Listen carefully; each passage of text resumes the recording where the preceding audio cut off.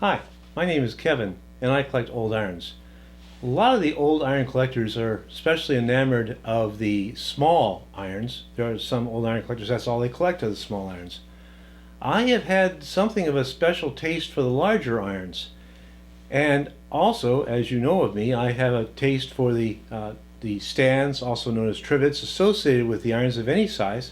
We've talked about the smaller trivets associated with the domestic irons, but we have here three large Tailor irons, natural gas, all of them, different companies, associated with the different stands. This is an especially large subject. I mean that in every way you can look at in terms of large. The irons are large, there are many different companies that made these, and there's very little that's been said about them. Indeed, I know of no study that's tried to talk about these as a group and talk about the irons and the associated stands. Here's a list of some of the many companies that made natural gas Tailor irons in the late 1890s to circa 1920. And my guess is that all of these irons were sold with stands. I think there were so many companies here because natural gas irons were easy to make. No knobs, pipes, tanks, or patents needed. In contrast, there were few gasoline Tailor irons, the Imperial Brass Company being the only important example. By my experience, the most common of the large Tailor iron stands is this one. This is the New York Pressing Iron Company from New York, New York. And I here have the base or the stand that went with this New York Pressing Iron Company. An exact match. The iron itself is much rarer than the base. I think what happens is that the irons get thrown into the dump more readily than the base, which can be used ornamentally or for a small table or something like that. But this stand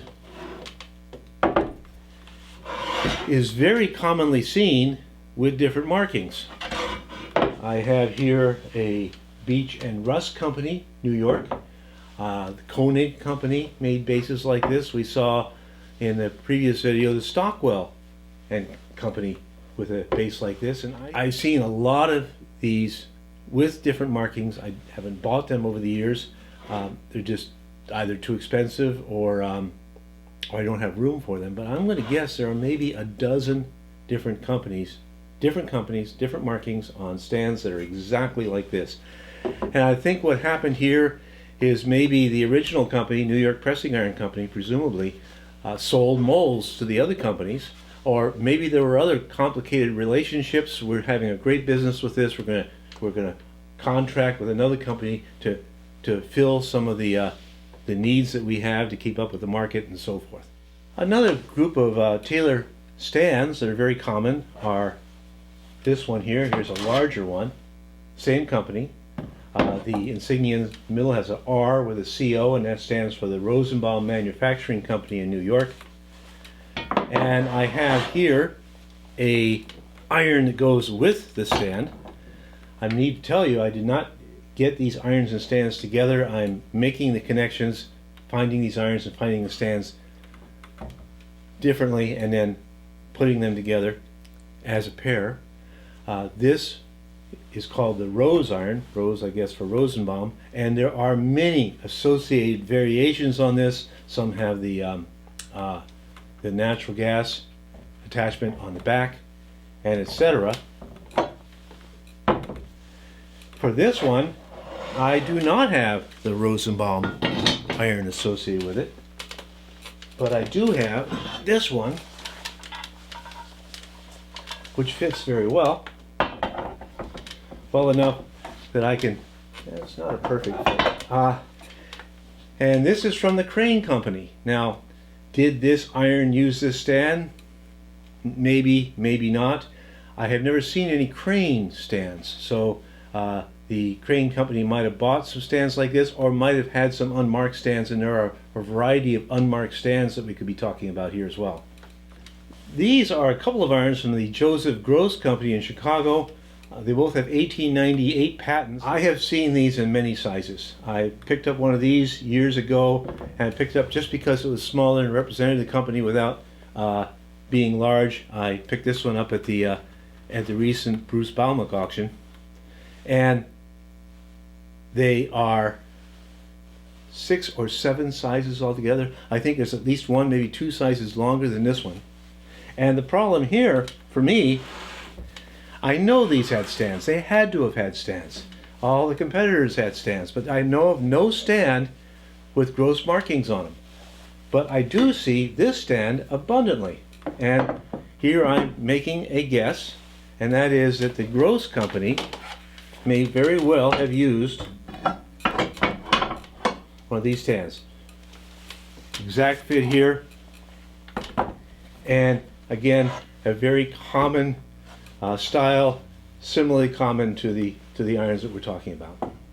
Now, this is a stand and iron that we've seen in a previous video, but I'll show it here for context. This is from the Strauss Gas Iron Company, the I Want You Comfort Iron, and again, this has the same markings on it. There are some less common irons with also less common and associated bases.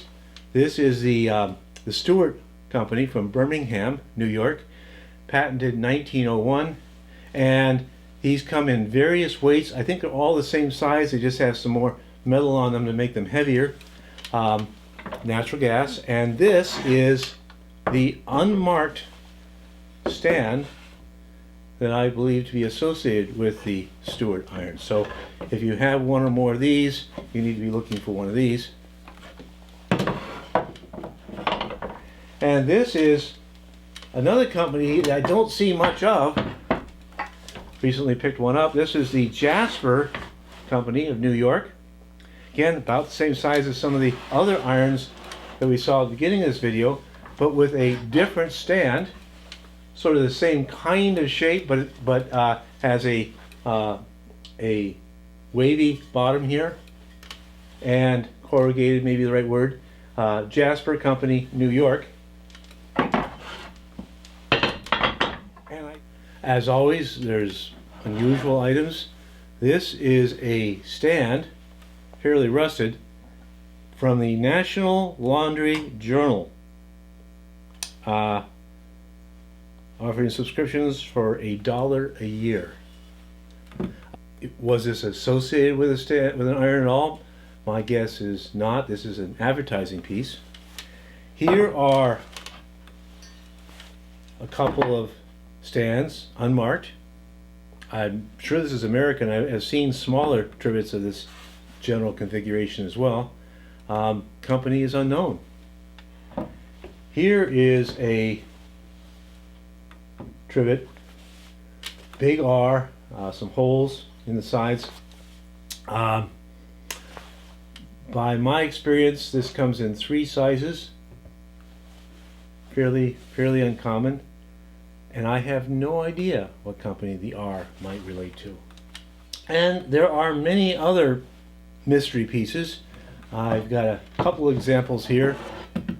Again, various sizes. These are all not marked at all, and these might be American, these might be Europeans.